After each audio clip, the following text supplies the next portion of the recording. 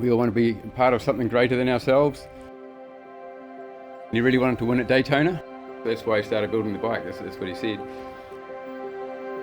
Christchurch holds a special place in our hearts, just as it did for John.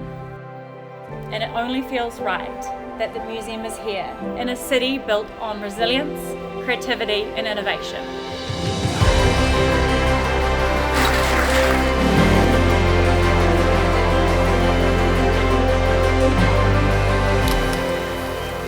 Welcome everyone to the Britten Museum opening.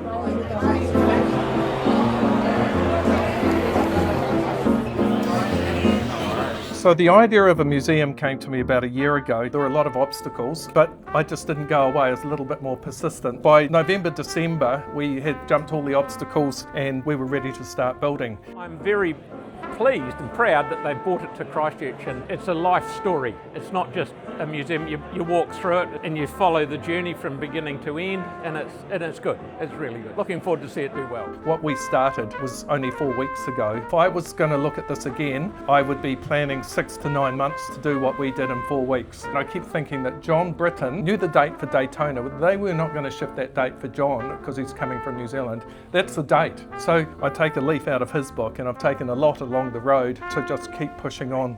Daytona was less than 8 weeks away. I had given up for 6 or 8 hours. I'd canned the whole project. But you can't keep a good man down, not for long.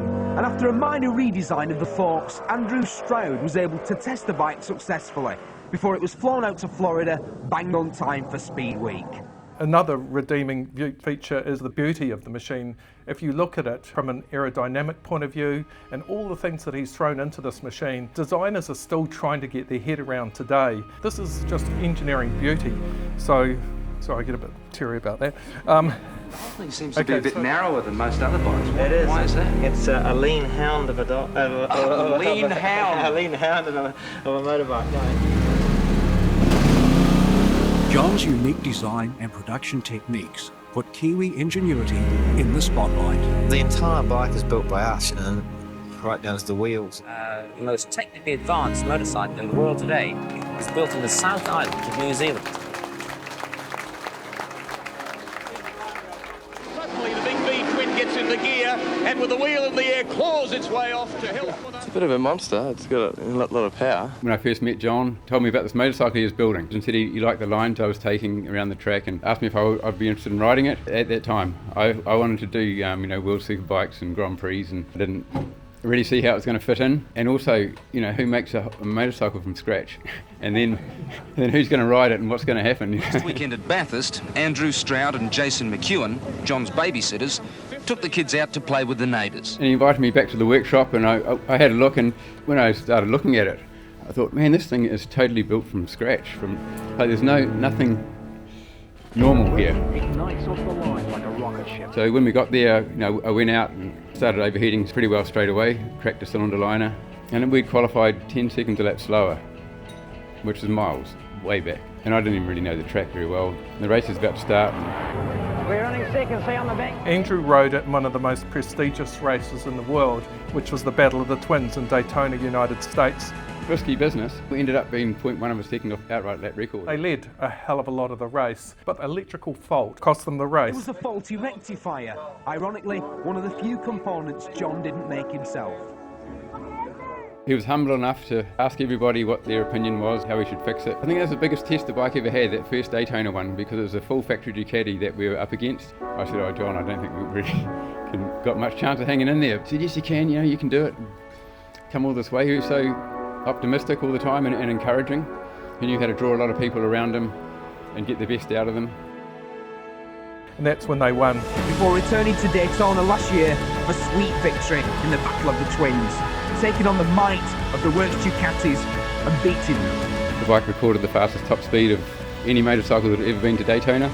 Since then, the machine has just been world famous. Andrew Stroud has won 9 New Zealand championships. Andrew is without doubt one of the most accomplished riders ever, and certainly the most recognised Britten rider in the world. That was John's mission, to build the bike to win at Daytona, and that's what we did. It was soon in. On behalf of John's family, I would like to take a moment to thank everybody for being here. He dreamed big while working from the modest confines of his own backyard, often using recycled material, sheer determination, and an unshakable belief that there was a better way to do things. I just worked 18-hour days for 7 days a week for all those years, but it was always trying to prove, I think, in a way that you didn't need money, that, skill or hard work or what could, in some ways, replace it. Along the way, he inspired others to join his seemingly impossible quest, and together they achieved what many believed was impossible. He had heightened sensory perception, which gave him an extraordinary ability to innovate. He could visualize things in his head. He could see it, touch it, before he even picked up any tools. Dad's brain processed and retained practical information at a rapid rate. He would hire tradespeople for the stables, sometimes just for a day. He would watch them, ask them questions, pay them, and then he'd continue on with the work himself.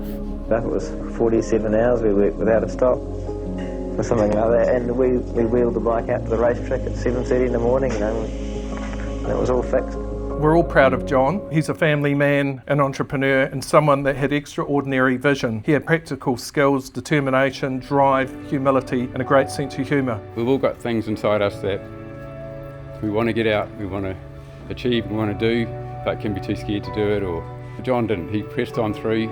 Truly inspiring. Dad inspired people. He drew people into his orbit, and many of them became a part of his team. This is the reason why he was able to complete so many incredible projects during his short but full 45 years. Without Mike persuading me, this wouldn't have happened. I really hope that it is as inspiring for others as it has been for us. We all want to be part of something greater than ourselves that's meaningful and purposeful, and it's going to make a difference and it's going to inspire people. Dad lived a deeply connected life, and he loved the people around him immensely. John was a beloved son of Christchurch, and we're long overdue, truly meaningful way to celebrate. John's public legacy lives on through these machines, marvels of innovation that still capture and continue to inspire worldwide. I won every race I could for him. And we did. We won the World Series just 3 weeks before he passed away. Best present I could have given him, I suppose. And it only feels right that the museum is here, in a city built on resilience, creativity and innovation.